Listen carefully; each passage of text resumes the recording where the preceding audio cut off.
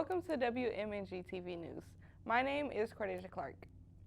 Spring semester has started here at Bethune-Cookman University, and it seems that the students are excited to be back. Let's have a safe and successful semester. The national holiday honoring Dr. Martin Luther King Jr. is celebrated across the nation, but in Daytona Beach, residents are coming together in town to have breakfast and a march around Bethune-Cookman. I just so happened to be on the scene for the scoop. Legacy, tradition, and a hope for the future is no longer a dream, but it is still an affirmation for the people of today. Martin Luther King weekend takes place the third Monday in the month of January, and people from all around gather together in homage of Dr. Martin Luther King Jr. Mayor Derrick Henry of Daytona Beach had this to say about the Martin Luther King celebration.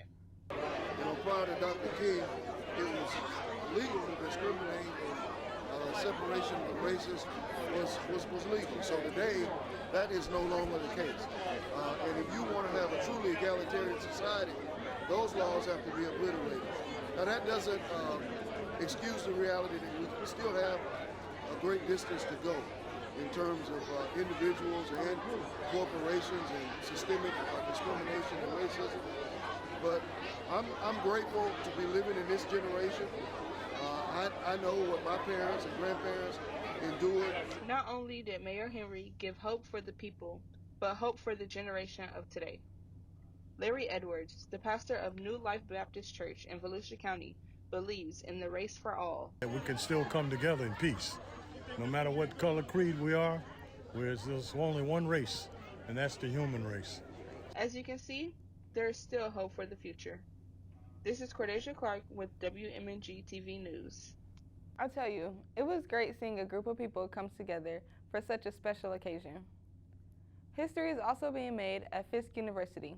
The university became the first HBCU to have gymnastics team.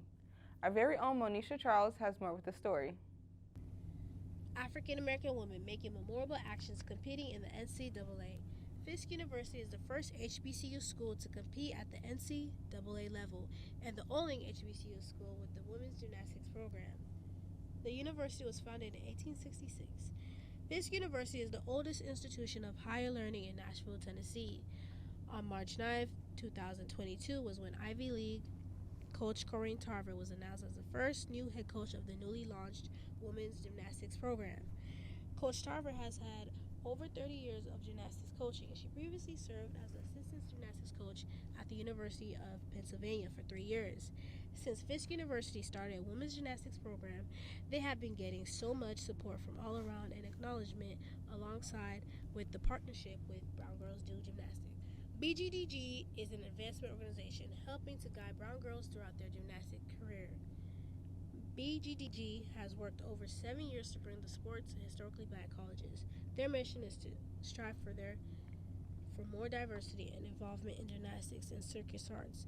History is in the making and much more to come from Fisk University's women's gymnastics program, alongside with Brown Girls Doing Gymnastics on furthering their movement to bring the sport to other HBCU schools around the U.S. Fisk has been around for quite some time, and the history is rich. Let's go to Deasia Lourdes for more information. 3 individuals who shared the same vision came together to create the Fisk University.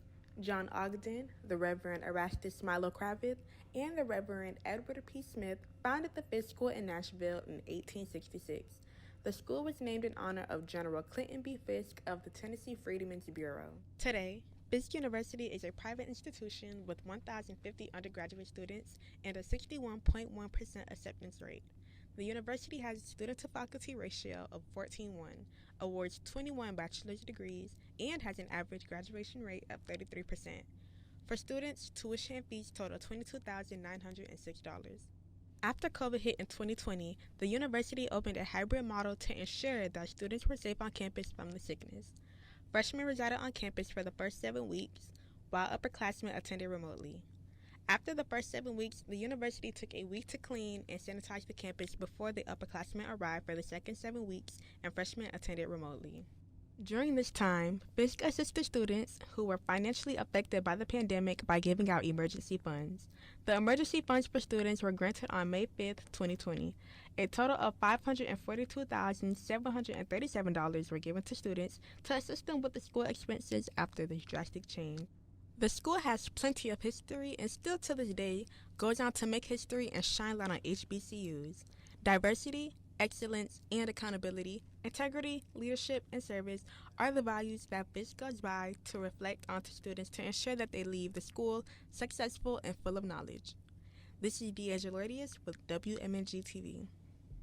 History is something that you can't take away from, but it is something you can continue on. In other university news, chapel service will be held this Sunday at 12 p.m. for any BCU students and Daytona residents. Service will be held at the Hotchkiss Hine Memorial Chapel with Dr. Kennedy Jacobs as the speaker. That is all for this edition of WM&G-TV News. Have a blessed day.